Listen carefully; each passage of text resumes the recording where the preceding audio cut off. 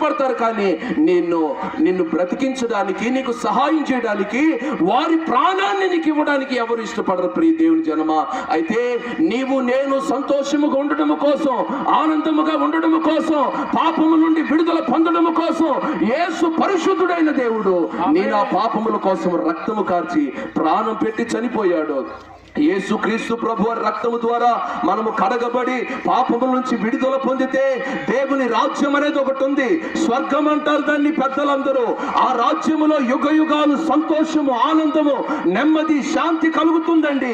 ఈ భూలోకములో యేసును అంగీకరించకుండా, పాపములు విడిచిపెట్టకుండా, పరిశుద్ధంగా జీవించకుండా, ఈ భూలోకములో ఇష్టానుసారంగా జీవిస్తే పాతాళం అనేది ఒకటి ఉంది.